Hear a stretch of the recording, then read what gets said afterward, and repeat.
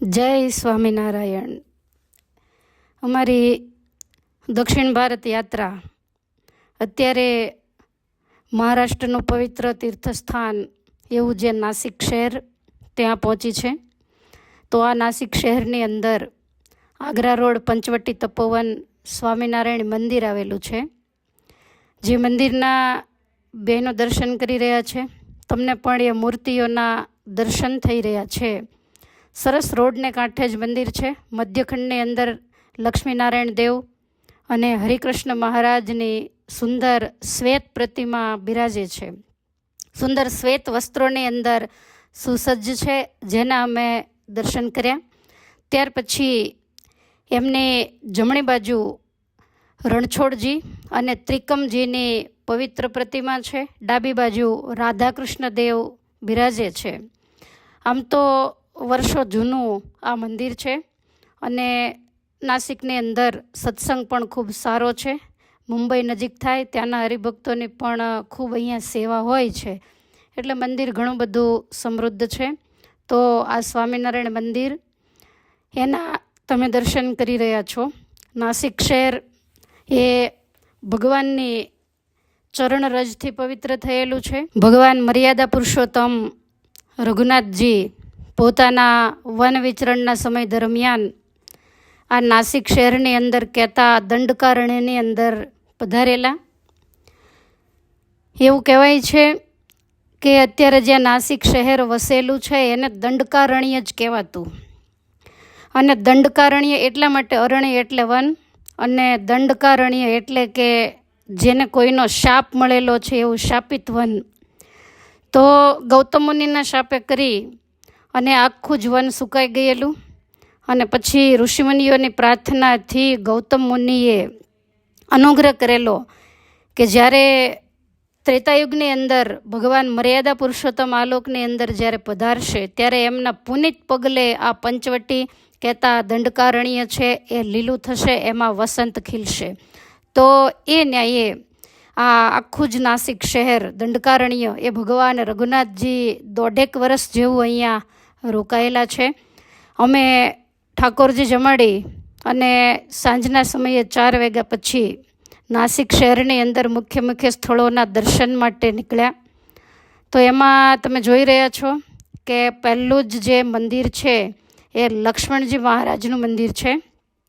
જે સ્થાનની અંદર બહેનો દર્શન કરે છે ત્યાં સામે શ્યામ વર્ણની લક્ષ્મણજી મહારાજની મૂર્તિ છે, જે લક્ષ્મણજી શેષનો અવતાર કહેવાય છે. એના ઉપર શેષ છત્ર પણ શોભી રહ્યું છે. તો આવા જે લક્ષ્મણજી એમની આ પવિત્ર તપસ્થલી છે. ભગવાન રામની પર્ણકુટી પણ અહીંયા આજુબાજુમાં જ હતી. અને રામાયણની અંદર એવી કથા છે કે આ જગ્યાએ ભગવાનની ઈચ્છાએ કરી અને શૂર્પણખા રાવણની જે બેન એ અહીંયા આવેલી અને ભગવાનની પર્ણકુટીએ જઈ અને વરવા માટેની માગણી કરેલી. ત્યારે ભગવાને મરક હસતા લક્ષ્મણજીની પર્ણકુટી બતાવેલી અને એ લક્ષ્મણજીની પાસે આવીને ભગવાને એને શાન કરેલી. એટલે લક્ષ્મણજીએ તલવારથી એની નાસિકા કહેતા નાક એને કાપી નાખ્યું. અને એવું કહેવાય છે કે એક કાપેલું જે નાક એના હાથમાં લઈ અને લક્ષ્મણજીએ જ્યારે ફેંક્યું ત્યારે ગોદાવરી નદીને સામે કિનારે એ પહોંચ્યું પડ્યું. અને એ જે સામા કિનારામાં જે શહેર વસ્યું તો એને નાસિક કહેવામાં આવે છે. નાસિકા એટલે નાક. તો એના ઉપરથી આ શહેરનું નામ નાસિક પડ્યું છે. આ ઇતિહાસ તો 21 લાખ વર્ષ પહેલાંનો છે. તમે સ્ટેચ્યુ જોઈ રહ્યા છો, લક્ષ્મણજીની મૂર્તિ છે અને એ શૂર્પણખાની નાસિકા એને છેદી રહ્યા છે. અતિશય ક્રોધાવેશમાં આવીને સરસ મજાનું જંગલનું કુદરતી દ્રશ્ય પણ ત્યાં બતાવવામાં આવ્યું છે. બહેનો એમના દર્શન કરી રહ્યા છે. ભગવાનની કૃપાએ કરી અને કોઈ પણ પ્રકારનું ટ્રાફિક નહોતું, એકદમ શાંતિ હતી. એટલે બધા જ બહેનો આ પવિત્ર ભગવાનની તપસ્થલીના દર્શન કરે છે. તો આ પવિત્ર લક્ષ્મણજીની જે તપોભૂમિ અને લક્ષ્મણજી તો એ મહાન જતી કહેવાય. તો એમણે અહીંયા શૂર્પણખાનું જે નાક છેદેલું તો એ આ પવિત્ર ધરતી છે. ભગવાન જ્યારે મોકો આપે આવા તીર્થસ્થાનોના દર્શનનો ત્યારે જરૂરથી આવી અને અહીંયા દર્શન કરવા. એકદમ જૂનું પુરાણું વટવૃક્ષ એના પણ તમે દર્શન કરી રહ્યા છો. સરસ મજાની ગણપતિજીની પણ પ્રતિમા છે, તો ત્યાં દર્શન કરી અને બહેનો હવે ત્યાંથી બહેનો કપિલા સંગમ તરફ જઈ રહ્યા છે. આમ તો આખું નાસિક શહેર ગોદાવરી નદીને કિનારે વસેલું છે. ગોદાવરી નદી નાસિક શહેરની વચ્ચેથી વહી રહ્યા છે. શાસ્ત્રો પુરાણો એની અંદર આપણા ઋષિમુનિઓએ આ દેશની જે 999 નદીઓના વર્ણનો કર્યા છે એમાં ગોદાવરી નદી મુખ્ય ગણાય છે. ગમે ત્યારે નામ લેવામાં આવે તો ગંગા પછી તરત ગોદાવરીનું નામ આવે. તો એવા જે પવિત્ર ગોદાવરી ગંગા એનો પ્રચંડ પ્રવાહ તમે જોઈ રહ્યા છો. સામેની બાજુથી કપિલા નદીનો પ્રવાહ આવે છે, બંને ત્યાં ભેગા થાય જેને ગોદાવરી કપિલા સંગમ કહેવામાં આવે છે. અને કપિલ મુનિ કે જે કપિલાશ્રમની અંદર સાધના કરે છે, જેમણે ગુજરાતની અંદર સિદ્ધપુરમાં પણ માતાને કપિલ ગીતાનું જ્ઞાન આપેલું, એ જ કપિલ મુનિની આ પવિત્ર તપોભૂમિ છે. તો એ કપિલ મુનિ જે સ્થાનની અંદર પર્ણકુટી બાંધીને રહેતા એ જ સ્થાનની અંદર આ બધા જ બહેનો બેઠેલા તમને દેખાઈ રહ્યા છે. સામે પૂજારીજી છે એ બધો જ મહિમા સમજાવી રહ્યા છે. તો આ જે પવિત્ર સ્થાન છે ત્યાં સંગમ ઉપર ભગવાન રઘુનાથજીએ પણ સ્નાન કરેલું છે. અને ભગવાન સ્વામિનારાયણ જ્યારે વન વિચરણ કરતાં કરતાં બુરાનપુર, માલેગાંવ વગેરેથી ફરતા ફરતા મહારાષ્ટ્રની અંદર જ્યારે આ નાસિક શહેરની અંદર આવ્યા ત્યારે એમણે પણ આ દંડકારણ્યની અંદર વિચરણ કરી અને આ સંગમ ઉપર સ્નાન કરેલું છે. ગોદાવરી ગંગામાં સ્નાન કરી અને પાવન કરેલી છે. ત્યાંથી પછી ભગવાન ત્રંબકેશ્વર ગયેલા અને ત્યાંથી પાછા ગુજરાતમાં પરમાત્માના પુનિત પગલાઓ પડેલા. એટલે ભગવાન નીલકંઠ વર્ણી એમણે પણ પોતાની પુનિત પદરજથી આ તીર્થને પાવન કરેલું છે. તમને ગૌતમ મુનિની મૂર્તિ દેખાઈ રહી છે અને પુરાતની પથ્થરમાં લક્ષ્મણજી શૂર્પણખાનું નાક છેદે છે એ છબી પણ તમને દેખાઈ રહી છે.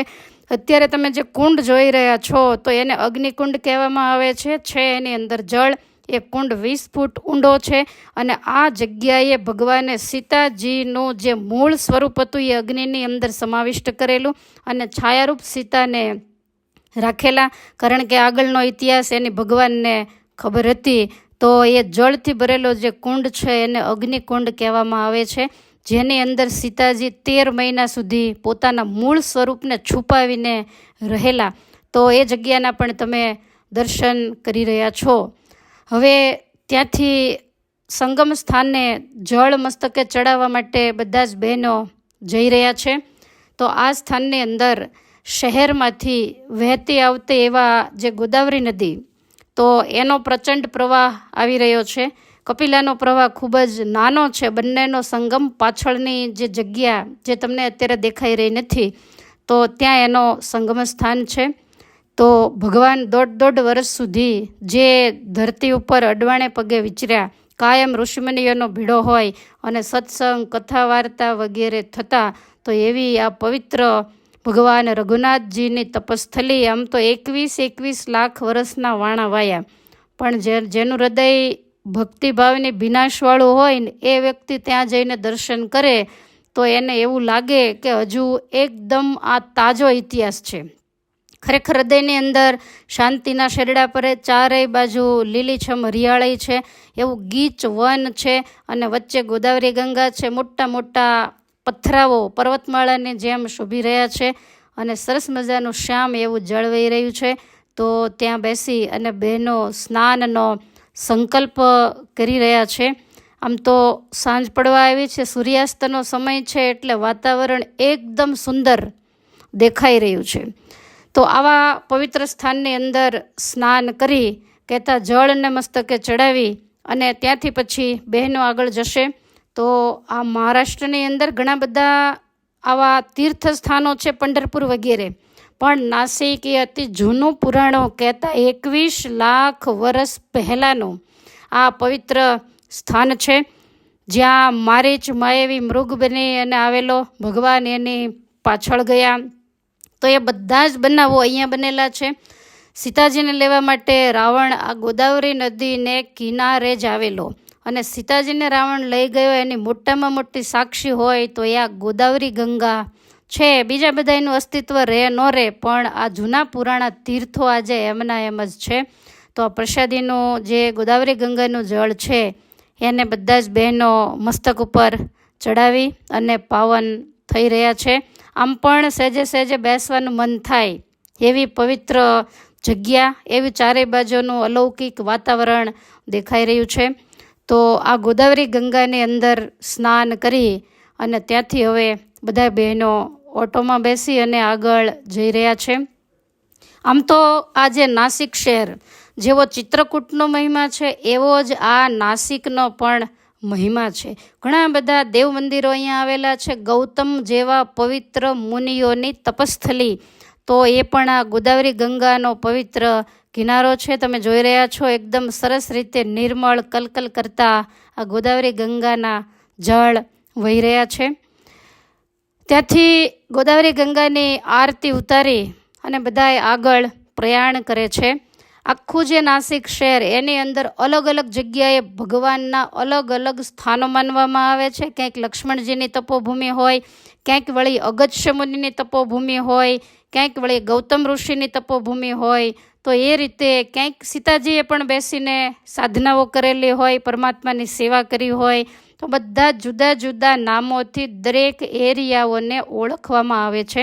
આમ તો થોડોક સમયનો અભાવ હતો એટલે બધા સ્થાનો ઉપર અમે ગયા નથી, કારણ કે આ નાસિક શહેરની અંદર ઘણા બધા મંદિરો છે. ગોદાવરી નદીના બંને કિનારે અલગ અલગ દેવતાઓના સ્થાનો છે. એમાં ખાસ કરીને ભગવાન રઘુનાથજીના જો કોઈ મોટા મંદિરો હોય તો નાસિકમાં એને કાલારામ મંદિર અને ગોરારામ મંદિર તરીકે ઓળખવામાં આવે છે. પણ ત્યાં અમે જઈ શક્યા નથી. કાલારામ મંદિર છે એ આખું કાળા પથ્થરથી બનેલું બહુ નયનરમ્ય કોતરણીવાળું મંદિર છે અને એની અંદર ભગવાનની સ્વયંભૂ ગોદાવરી નદીમાંથી મળેલી પ્રગટ થયેલી મૂર્તિ રામ, લક્ષ્મણ અને જાનકી. તો ખાસ કરીને ઘણીવાર બની શકે કે રામ ભગવાન શ્યામ વર્ણના હોય, પણ અહીંયા ત્રણે મૂર્તિ બિલકુલ કાળા પથ્થરમાંથી બનેલી છે. તમે આજુબાજુની વનરાઈ અને પર્વતીય પ્રાંત એને જોઈ રહ્યા છો. હંમેશા પર્વત હોય, વનરાઈ હોય અને નદી કે ઝરણા વહેતા હોય, એનો સંગમ અતિશય સોહામણો લાગતો હોય છે. તો આવી રીતે આખું જે નગર એ પરમાત્માની પદરજથી પવિત્ર છે. સરસ મજાના મોટા મોટા આંબલીના વૃક્ષો કિનારા ઉપર ઝૂકી રહ્યા છે. તો બધાય પોતપોતાના સ્વભાવ પ્રમાણે લાંબા ટૂંકા થાય છે, પણ કાંઈ હાથમાં ખાસ આવતું નથી. યાત્રા છે એ માત્ર દર્શન કરવા માટે નહીં, પણ મોજ મજા કરવા માટે પણ હોય છે. તો તમામ યાત્રિકો, ત્યાગી ગૃહી બધા જ આંબલીની નીચે આંબલી વીણી રહ્યા છે. વળી તમને પાછો પ્રશ્ન થાય કે આ શેનું ઝાડ હશે, પ્રસાદીનું હશે કે શું હશે? એ પ્રસાદીનું કાંઈ નથી, પણ બધાએ જ ખાલી એમ જ મસ્તી કરી રહ્યા છે. ત્યાંથી અમે પાછા ઓટોમાં બેસી અને આગળ જ્યારે દર્શન માટે નીકળ્યા તો સરસ મજાની નાસિક શહેરની સોહામણી બજારોને જોતા જોતા અમે ભગવાન રામની જ્યાં પર્ણકુટી હતી તો એ પર્ણકુટી મંદિરે આવ્યા. તો જે સ્થાનની અંદર શ્વેત રામ, લક્ષ્મણ અને જાનકીજીની મૂર્તિ બિરાજે છે. સરસ મજાના ભગવાન રામના ચરિત્રોથી ભરપૂર એવા અનેક પુસ્તકો એ પણ તમને અહીંયા નજરે પડે છે. બહેનો રામ, લક્ષ્મણ, જાનકીના દર્શન કરી રહ્યા છે. એને પર્ણકુટી મંદિર કહેવામાં આવે છે. આ તપોવન એરિયાની અંદર જ આવેલું છે અને ગોદાવરી અને કપિલા સંગમની બરોબર સામે આ મંદિર આવેલું છે. તો એના બધાય દર્શન કરે છે. તમને પણ રામ, લક્ષ્મણ અને જાનકીજીના દર્શન થઈ રહ્યા છે. તો ત્યાં દર્શન કરી અને બધાય આગળ નીકળે છે. આ નાસિક શહેરની અંદર હમણાં મેં કહ્યું એમ ગોરારામ મંદિર છે. તેમાં રામ, લક્ષ્મણ અને જાનકીની શ્વેત મૂર્તિ છે. પછી પંચવટી કહેવામાં આવે, જ્યાં સીતાજીએ 5 વડને વાવેલા અને એની નીચે લક્ષ્મણજીએ ઝૂંપડી બાંધેલી, તો એને પંચવટી કહેવામાં આવે. તો એ સ્થાન પણ અતિશય સોહામણું ત્યાં શોભી રહ્યું છે. તો આવી રીતે આ બધા સ્થાનના દર્શન કરતાં કરતાં પાછા વળી ઓટોમાં બેસી અને અમે મૂળ શહેરની અંદર કપાલેશ્વર મહાદેવ જેને કહેવામાં આવે છે, તો એના દર્શન કરવા માટે જઈ રહ્યા છીએ. કપાલેશ્વર મહાદેવ એવું કહેવાય છે કે આ દેશના જે સ્વયંભૂ દ્વાદશ જ્યોતિર્લિંગ છે એના પછી નંબર આવે કપાલેશ્વર મહાદેવનો. અને એક જ દુનિયામાં મંદિર એવું છે કે જ્યાં મહાદેવજીની સામે નંદીશ્વર નથી. તો એની કથા જો ટૂંકમાં કહું તો કે આ મંદિરની અંદર કહેતા આ સ્થાનની અંદર જે મહાદેવજી બિરાજે છે, તો એવું કહેવાય છે કે દેવસભાની અંદર જ્યારે શાસ્ત્ર ચર્ચાઓ થતી તો એમાં બ્રહ્માજી અને શિવજીની વચ્ચે કાંઈક વધારે પડતી ચર્ચા થઈ. અને એમાં બન્યું એવું કે બ્રહ્માજીને 5 મસ્તક હતા, તો 4 મસ્તક તો 4 વેદને બોલે છે, 4 મુખ. તો એક મુખથી એ કાંઈક એવા નિંદનીય શબ્દો બોલવા માંડ્યા. એટલે શંકર ભગવાનને બહુ ગમ્યું નહીં ને ક્રોધાવેશમાં આવી અને શિવજીએ બ્રહ્માજીનું 5મું મસ્તક છેદી નાખ્યું. એટલે શિવજીને બ્રહ્મહત્યા લાગી. હવે એ બ્રહ્મહત્યાના નિવારણ માટે એ તમામ બ્રહ્માંડોની અંદર ઘૂમી વળ્યા કે આ બ્રહ્મહત્યાના પાપમાંથી મુક્તિ ક્યાં મળે. તો એમ કરતાં એને એક વાછરડો સામો મળ્યો અને એણે એવું કહ્યું કે તમે જે બ્રહ્મહત્યાની મુક્તિ માટેની જગ્યા શોધો છો તો એ ગોદાવરી નદીને કિનારે છે. અને એ વાછરડાને લઈ અને શિવજી આ સ્થાનની અંદર આવ્યા, જે સ્થાનની અંદર અત્યારે બહેનો દર્શન કરી રહ્યા છે, જેને ગોદાવરી નદીનો જ એક પ્રાંત કહેતા રામકુંડ કહેવામાં આવે છે, જ્યાં ભગવાન રઘુનાથજી સ્નાન કાયમને માટે કરતા. બાજુમાં મૂર્તિમાન ગોદાવરીજીનું મંદિર છે, એમાં ગોદાવરીજી મૂર્તિ સ્વરૂપે બિરાજમાન છે, જેના પણ તમે દર્શન કરી રહ્યા છો. અને ગોદાવરી મંદિર કહેવામાં આવે છે. તો આ જે તમે દર્શન કરી રહ્યા છો એ શહેરની વચ્ચે રહેલી ગોદાવરી અને જ્યાં મેળો ભરાય છે, કુંભ મેળો, તો એ સ્થાન છે. તમે જે 3 ગાયના ગોમુખ જોઈ રહ્યા છો, તો એવું કહેવાય છે કે અહીંયા અરુણા, વરુણા અને ગોદાવરી આ 3 નદીનો સંગમ છે. તો સહજ છે કે શહેરની વચ્ચે આવેલી નદીમાં આ બધા સ્નાન કરતા હોય, પિંડ વગેરે આપતા હોય, તો એને કારણે એ જળ આપણે પી નથી શકતા. તો અહીંયા એવો ફિલ્ટર પ્લાન્ટ ગોઠવવામાં આવ્યો છે કે આ 3 ગોમુખમાંથી આ જ નદીનું કહેતા ત્રિવેણી સંગમનું પાણી ફિલ્ટર થઈને નીકળે છે, જેથી કરીને લોકો બોટલો ભરી અને એને પીવા માટે લઈ જતા હોય છે અને પીતા પણ હોય છે. તો બહેનો બધા અહીંયા સંકલ્પ મૂકી રહ્યા છે. તો આ સ્થાનની અંદર પેલો જે વાછરડો હતો વત્સ, એ શિવજીને લાવી અને એવું કીધું કે આમાં તમે ડૂબકી મારો, આ સ્થાનની અંદર તપશ્ચર્યા કરો તો જરૂર તમે બ્રહ્મહત્યાથી મુક્ત થાવ. અને એટલે શિવજીએ અહીંયા તપશ્ચર્યા કરીને આ સ્થાનની અંદર ડૂબકી મારતાની સાથે જ બ્રહ્મહત્યાના પાપમાંથી એ મુક્ત થયા. અને મુક્ત થયા પછી પેલો જે વત્સ હતો એ નંદીશ્વરના રૂપમાં પ્રગટ થયો. ખરેખર એ નંદીશ્વર ભગવાનનું વાહન જ હતું. અને એ વખતે ભગવાન ભોળાનાથે એવું કહ્યું કે તમે અમારું વાહન છો, તમે અમારા સેવક છો, બધી વાત સાચી, તમે કાયમ અમારી સામે સેવક બનીને બેઠા હો છો, પણ આજ તમે અમારા ગુરુ છો. માટે આ મંદિરની અંદર હું અહીંયા બિરાજમાન થાવ તો તમારે અહીંયા મારા સેવક તરીકે બેસવાનું નથી. અને એટલા માટે દુનિયાના કોઈ પણ શિવાલય જુઓ, આ એક જ મંદિર એવું છે કે ત્યાં ભગવાન શિવજી બિરાજે છે પણ નંદીશ્વર બિરાજતા નથી. તો એને કપાલેશ્વર મહાદેવ કહેવામાં આવે છે, કારણ કે એમના લલાટની અંદર બ્રહ્મહત્યાનું પાપ લાગેલું. જે સ્થાનની અંદર અત્યારે બહેનો સ્નાન કરી રહ્યા છે, તો એ સ્થાનની અંદર સ્નાન કરવાથી મહિમાએ સહિત સ્નાન કરે તો બ્રહ્મહત્યા જેવા જે પાપ હોય એમાંથી પણ માણસ છૂટી જતો હોય છે. અને આને બ્રહ્મહત્યા વિમોચન તીર્થ પણ કહેવામાં આવે છે, રામકુંડ પણ કહેવામાં આવે છે. અલગ અલગ નામથી ભાવિકો આને ઓળખતા હોય છે. આ સ્નાનઘાટ છે, એની સામે પિતૃઓના તર્પણ માટેનો, અસ્થિ વિસર્જન માટેનો ઘાટ છે. કારણ કે ગોદાવરી નદીનો એટલો બધો મહિમા છે કે આજુબાજુના તમામ મહારાષ્ટ્રીયન લોકો લગભગ અસ્થિ વિસર્જન કરવા માટે આ ગોદાવરીની અંદર આવતા હોય છે.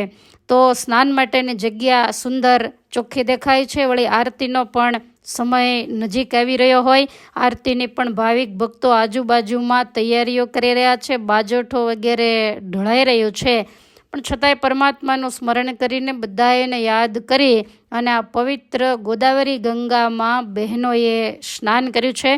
હવે સ્નાન કરી અને એવો પાછા વળી રહ્યા છે. ઘણું બધું આરતીમાં ટ્રાફિક વગેરે હોય એના કારણે પછી અમે અમારી જાતે જ આરતી ઉતારી લીધી છે. આરતી કરવા માટે રોકાયા નથી. જાણે હિમાલયનું ઠંડુ જળ હોય એવું ગોદાવરી ગંગાનું ઠંડુ જળ છે. છતાં પણ મહિમાવાન ભક્તો, સાંખ્યોગી બહેનો આની અંદર ડૂબકીઓ લગાવી રહ્યા છે. જેના તમે દર્શન કરી રહ્યા છો, તમે પણ મનથી આની અંદર જરૂરથી ડૂબકી લગાવજો. તો આ ગોદાવરી ગંગાનો પવિત્ર જે રામકુંડ એની વાત મેં તમને બતાવી. આના સિવાય પણ ઘણા બધા બીજા પણ મંદિરો છે અને આ તમે જોઈ રહ્યા છો એ જ મુખ્ય કુંભ મેળાનું સ્થાન છે. એ પણ જરૂરથી યાદ રાખજો. તો સરસ મજાનું સોહામણું મંદિરોનું દ્રશ્ય અને સંધ્યા સમય છે એ તમને દેખાઈ રહ્યું છે. અને એવું કહેવાય છે કે અમુક સમયે તમે જોઈ રહ્યા છો કે આ કપાલેશ્વર મહાદેવ કહેતા ભગવાન શિવજીનું જે મસ્તક છે, સુવર્ણ મઢેલું મસ્તક દેખાઈ રહ્યું છે, એને ગોદાવરી ગંગામાં સંધ્યા સમયે સ્નાન કરાવવામાં આવે, દૂધ વગેરેનો અભિષેક કરવામાં આવે. આરતી સમયે સરસ મજાની ગોદાવરી ગંગાની સામે રંગોળીઓ વગેરે પૂરવામાં આવે. જેવી રીતે હરિદ્વારમાં કે કાશીમાં ગંગાજીની કાયમી આરતી થાય, મથુરામાં યમુનાજીની આરતી થાય, તો એવી રીતે આ નાસિકમાં જ્યાં રામકુંડ છે તો એ સ્થાન ઉપર માં ગોદાવરીની પણ સમૂહ આરતી કરવામાં આવે છે. તમે રંગોળીની સુંદર મજાની શોભા જોઈ રહ્યા છો. આ રોડ ઉપર છે. આરતી પૂરી થાય ત્યાં સુધી રહે, વળી પાછી બીજે દિવસે આવી બીજી રંગોળીઓ કરવામાં આવે. તો નગરની ભાવિક જનતા એ બધી જ માં ગોદાવરીની આરતી માટે દોડાદોડ કરી રહી છે. તો આ દર્શન કરી અને અમે પરત પાછા મંદિરે આવ્યા. તો આ થઈ નાસિકની વાત. બધાને અમારા ભાવથી જય સ્વામિનારાયણ.